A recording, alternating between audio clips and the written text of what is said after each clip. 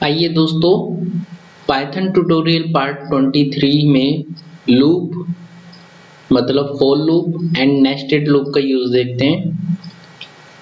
Nested for loop, ठीक है। हमारे पास ये कोड है दोस्तों, जो कि मैंने कॉपी पेस्ट कर रखा है टाइम सेव की वजह से। तो देखिए मैंने क्या लिखा है। सबसे पहले एक स्ट्रिंग लिखी है जिसमें मैंने ये लिख रखा है डेटा एनालिस्ट साइंस प्रोजेक्ट, जो कि हमारे यूट्यूब चैनल का नेम है, और इसको मैंने एसटी में साइन करा है, यानी कि एक स्ट्रिंग है। उसके बाद हमने फॉर लूप लगाया दोस्तों। यहाँ पे हमने लिखा फॉर और इसको एक नया वेरिएबल दिया है, यानी कि ch, और इन कहाँ से, st से, यानी कि यहाँ से, ठीक है। उसके बाद प्रिंट करा दिया हमने ch को, और लास्ट में हमने दिया है प्रिंट में रेस्ट ऑफ द कोड। चलिए इसको रन करते हैं और देखते हैं ये हमें कैसे देगा। तो देखिए इसने क्या करा, इसने हमारे इस पूरे स्ट्रिंग को फॉर लूप की सहायता से, ये हॉरिजॉन्टल था तो इसको वर्टिकली ही दे दिया है। देखिए ऐसे दे दिया है सिंगल रो में, और लास्ट में रेस्ट ऑफ द कोड दे दिया है, ठीक है। चलिए आगे देखते हैं। आगे हमारे पास एक कोड है, उसमें इस बार हमने उसकी लेंथ भी दी है।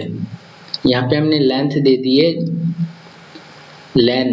लेंथ को हमने राउंड ब्रैकेट में अपना वेरिएबल भी दिया लेंथ के साथ, ठीक है। अब हमने इसमें फॉर लूप लगाया। फॉर लूप में हमने यहाँ पे आई दिया है, मतलब नया वेरिएबल हमने आई दिया है इन रेंज कहाँ से, n से। अब यहाँ से इस n को हम यहाँ पे रखेंगे राउंड ब्रैकेट के अंदर, और प्रिंट कराएंगे इस वाली i को, और कोमा लगाएंगे, फिर इन्वर्टेड कोमा के अंदर हम इक्वल टू देंगे, फिर एक कोमा लगाएंगे, और उसके बाद हम यहाँ पे लिखेंगे st, ये वाला लिखेंगे st, और ये i लिखेंगे। i को हम स्क्वायर ब्रैकेट में लिखेंगे और राउंड ब्रैकेट हम बंद करेंगे। इस फॉर्मेट को अच्छे से देख लेना किस तरह से लिखा है दोस्तों, और फिर प्रिंट करा देंगे रेस्ट ऑफ द कोड। चलिए अब इसको रन करेंगे तो देखिए हमें क्या मिलता है। तो इसने हमें लेन फंक्शन ने क्या करा, इसका इंडेक्स नंबर भी हमें दे दिया है। तो देखिए इसने वर्टिकली हमें हमारा स्ट्रिंग दी है, पर इस बार उसने इंडेक्स नंबर के साथ दिया है कि 0 पे क्या है, 1 पे क्या है, इस तरह से। और ये जो इक्वल टू आया है, इक्वल टू को हमने इन्वर्टेड कॉमा में दिया था, इसलिए ये इक्वल टू आया, ठीक है दोस्तों। अब चलिए एक कोड और देख लेते हैं।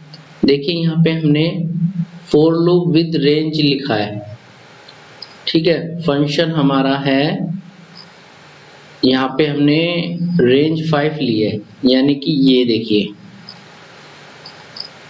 अब रेंज के साथ हम फॉर लूप लगा रहे हैं यहाँ पे, क्योंकि रेंज हमने अभी पहले, इससे पहले वाली वीडियो में देखा था। तो अब देखिए क्या होगा। तो हमने फॉर लूप लिया, उसके बाद एक वेरिएबल दिया, यानी कि i दे दिया, और इन कहाँ से, a से, मतलब इन कहाँ, a आ गया यहाँ पे, ठीक है। और इसको जब प्रिंट कराएंगे तो देखिए हमें क्या मिलता है। तो इसने हमें हमारी 0 से 4 तक वैल्यू दे दी, 0 1 2 3 4। और इससे पहले हमने क्या देखा था, जब 4 नहीं लगाया था तो हमने कई बार प्रिंट करना पड़ता था, प्रिंट 0, प्रिंट 1, प्रिंट 2, इस तरह से। इस बार हमने वो नहीं लिखा, सिर्फ फॉर लूप लगा दिया। अब देखिए उसी कंडीशन में हमने एक कंडीशन देखी थी कि 1 से स्टार्ट हो और 5 तक जाए। अब इसी में ही हमने फॉर लूप लगा दिया, तो ये 1 से स्टार्ट करेगा और देखिए 4 तक जाएगा, क्योंकि 4 ही इसका 5 है। अब सेम कंडीशन एक और थी वहां पे कि 1 से स्टार्ट करे 10 तक जाए, और उसमें एक स्टेप दिया था हमने कि 2, यानी कि एक छोड़कर एक, और इसको हमने व्हाइल लूप उसमें फॉर लूप में लगा दिया है दोस्तों। और इसको जब हम रन करेंगे तो देखिए आंसर क्या आएगा, 1 3 5 7 9, एक छोड़ के एक। अब सेम इसी में देख लीजिए, माइनस वाली कंडीशन भी देखी थी हमने रेंज में, जिसमें -1, -10 और -2 यानी कि ये स्टेप को दर्शा रहा है। तो जब इसको रन करेंगे तो हमारे पास क्या आएगा, तो देखिए -1, -3, -5, -7, -9 हमारे पास आ गया। अब इसी तरह दोस्तों हमने रिवर्स का देखा था, तो रिवर्स के लिए हमने लास्ट में -1 लगाया था, 5 से स्टार्ट करा था और 0 तक ले गए थे और -1 लगाया था, क्योंकि हमने रेंज फंक्शन में ये कंडीशन रखी थी। अब इसके साथ हम फॉर लूप लगाते हैं तो देखिए हमें क्या मिलता है, तो देखिए ये 5 से स्टार्ट करेगा और 1 तक आएगा, ठीक है। और अब देखिए दोस्तों यहाँ पे दोस्तों देखिए एक कंडीशन है यहाँ पे, फॉर लूप विद एल्स। अब हम फॉर लूप विद एल्स का प्रयोग देखेंगे दोस्तों। यहाँ पे हमारी एक स्ट्रिंग है जो कि st में मैंने साइन करी है, फिर फॉर लूप लगाया है दोस्तों, उसके बाद हमने एल्स लगाया है, अगर एल्स पार्ट एग्जीक्यूट। अब देखते हैं पहले इसको रन करके, ठीक है, फिर मैं समझाता हूँ। तो देखिए फॉर लूप चल गया हमारा और लास्ट में एल्स पार्ट एग्जीक्यूट और रेस्ट ऑफ द कोड भी आ गया, क्योंकि दोस्तों अगर ये चलेगा तो ये भी आ जाएगा, अगर ये नहीं चलेगा तो बस ये नीचे नीचे वाला आता है। चलिए नेक्स्ट कोड में देख लेते हैं, जैसे कि ये है हमारे पास।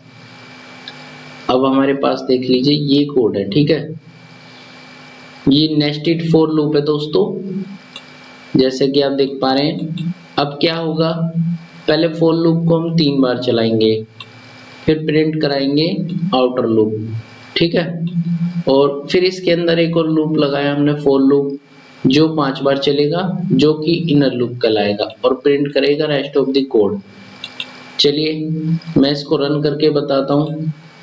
तो देखिए ये कैसा आया, तो जब ये पहली बार चलेगा ये आउटर लूप, तो यहाँ पे आ जाएगा आउटर लूप 0, क्योंकि पाइथन में 0 से ही स्टार्टिंग होती है इंडेक्स की, ठीक है। फिर ये उसके बाद चलेगा इनर लूप 5 टाइम, तो देखिए यहाँ से 0 से ये चला 5 टाइम यानी कि 4 तक।